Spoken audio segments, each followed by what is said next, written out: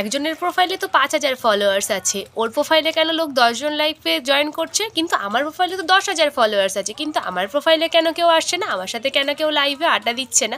এই প্রশ্নটা কিন্তু অনেক বন্ধুর মনেই থেকে থাকে। এর জন্য কিন্তু দায়ী আমরা নিজেরাই থাকি, কারণ আমাদের সঙ্গে যখন লাইভে কোনো বন্ধু আড্ডা দিতে আসে তখন কিন্তু আমরা তাকে প্রাধান্য দিই না, ভালো করে ওয়েলকাম করি না। হয়তো তাদেরকে ঠিকভাবে সময় না দেওয়ার কারণে তাদেরও খারাপ লাগতে পারে, তারা সেই জন্য কিন্তু লাইভে আসতে চায় না। আর 2 নাম্বার পয়েন্ট, যেটা কিন্তু অনেক বন্ধুরাই করে থাকে, আমি দেখেছি অনেক বন্ধুদের লাইভে গিয়ে।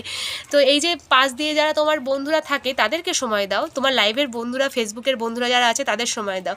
অনেকে কী করো, ফ্যামিলি মেম্বার অথবা আত্মীয় স্বজন, কোনো রকম কোনো কলেজের বন্ধু থাকে, তাদের সাথে এতটাই পরিমাণে কথা বলতে গিয়ে মশগুল হয়ে যাও যে আর যেসব বন্ধুরা আছে তাদের কোনো রিপ্লাই দিতে পারো না।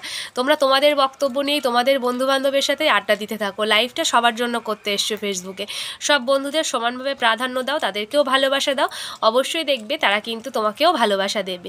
তুমি যদি ভালোবাসা কাউকে না দাও, সেও কিন্তু তোমাকে ভালোবাসা দেবে না। আর একটা কথা সবসময় মনে রাখবে, হয়তো কোনো সময় কোনো কিছু লাইভে অনেক সময় আমরা খাওয়া দাওয়া করি, খাওয়া দাওয়া করছি এটা কোনো সমস্যা না, খাওয়া দাওয়া করো, কিন্তু সেটা যেন কোনো কোম্পানির অ্যাড না হয়, এই বিষয়টাই কিন্তু মাথার উপর রাখতে হবে। এই যে কিছু কিছু বিষয়গুলো তোমাদের বললাম, এই বিষয়গুলো মাথায় রেখেই কিন্তু সুন্দর করে লাইভ করবে। ধন্যবাদ বন্ধুরা, তোমরা কিন্তু অনেক ভালো থেকো।